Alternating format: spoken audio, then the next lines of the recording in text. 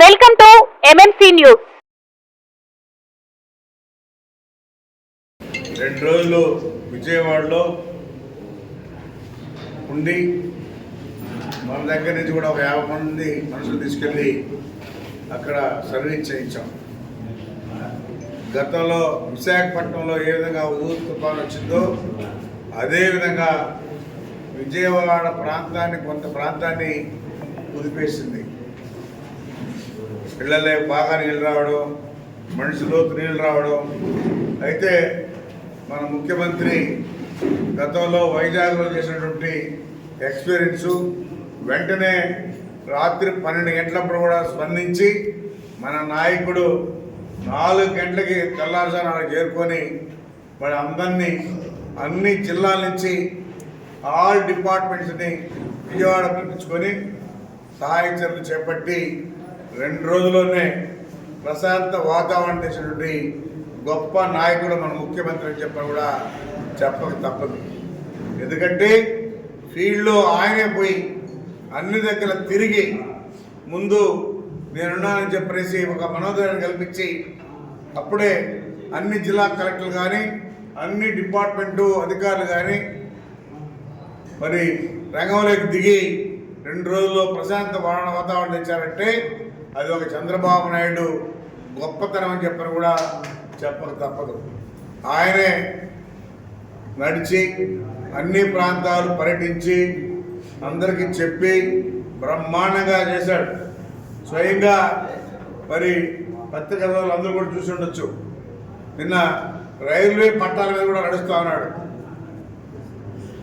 తీసుకొని కొన్ని ప్రాంతాలకు వెళ్ళి వెళ్ళలేని ప్రాంతాలకు కూడా ఆయన వెళ్ళి చూసి వెంటనే సహాయ చర్య చేపట్టి చేశాడంటే అది ఒక చంద్రబాబు నాయుడికే తగనని చెప్పని కూడా చెప్పక తప్పదు. గతంలో వైజాగ్లో ఏదైనా చేశాడో స్పీడ్గా అదేవిధంగా విజయవాడని కూడా 2 రోజుల్లోనే మంచి వాతావరణం చూసి గొప్ప నాయకుడు. నిన్న సాయంత్రానికి వీలైనంత వరకు ప్రశాంత వాతావరణం ఏర్పడింది. ఎక్కడోళ్ళు అక్కడ ఇళ్లకు పోయే పరిస్థితి కూడా ఏర్పడింది. అది చంద్రబాబు నాయుడు దిగి మరి ఎక్కడి నుంచి ఎక్కడ నీళ్లు ఏ విధంగా పోవాలి అని అన్నీ చూసి అన్ని డిపార్ట్మెంట్ నుంచి కూడా పంపించి ఏర్పాటు చేయగలిగాడు. కాబట్టి తొందరగా రెట్టిపై చేశారని చెప్పని కూడా తెలియజేస్తూ ఉన్నాం. అదే చంద్రబాబు నాయుడు కాకుండా ఉంటే చాలా నష్టపోయి ఉండేవాడు విజయవాడలో. ఈరోజు ఎక్కడ నష్టాలు జరగకుండా మ్యాక్సిమం కాపాడినని చెప్పని కూడా తెలియజేస్తూ ఉన్నాం. ఎక్కడ తిరిగాడు లేదు, నిన్న అంత జరిగితే ఆయన ఏ ప్రాంతం పర్యటించాడు అది చెప్పాలి. ఊరికే పోయి ఏదో పైన వచ్చేసేది కాదు. ఏ లోతట్టు ప్రాంతాలకు ఎక్కడ పర్యటించావు, ఎక్కడ నువ్వు చూసావు, ఏం చెప్పగలుగుతావు అని చెప్పి అడుగుతా ఉన్నాం. ఏదో పైన హెలికాప్టర్ తిరిగేది కాదు.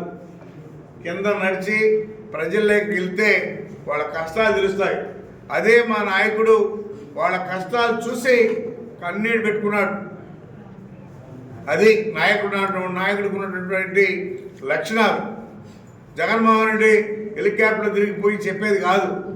కింద తిరిగితే ప్రజల కష్టాలు తెలుస్తాయి, ప్రజల గురించి మాట్లాడచ్చు, సబ్జెక్ట్ ఉంటుంది. ఆయన దగ్గర సబ్జెక్ట్ లేదు, మాట్లాడే అవకాశం లేదు. ఎవడో చెప్పింది గేట్లు అంట ఎత్తేసారంట. వాక్కి నదికి తేడా తెలియదు. అదే ఆయనకు ఉన్నటువంటి నాలెడ్జ్ అని చెప్పి కూడా తెలియజేస్తా ఉన్నాం. శరవణ భవ వర్క్ యూపీవీసీ మ్యానుఫ్యాక్చరింగ్ తయారీ, UPVC mosquito, UPVC Windows, UPVC partition మరియు అల్యూమినియం పార్టిషన్, అల్యూమినియం విండోస్ మరియు అల్యూమినియం మస్కిటో. మా ప్రత్యేకత స్టీల్ ఎలివేషన్ వర్క్ మరియు గ్లాస్ ఫిట్టింగ్ చేయబడును. సరసమైన ధరలోనే లభించును. Contact K Subrahmanyam Achari. Cell number 9706431110.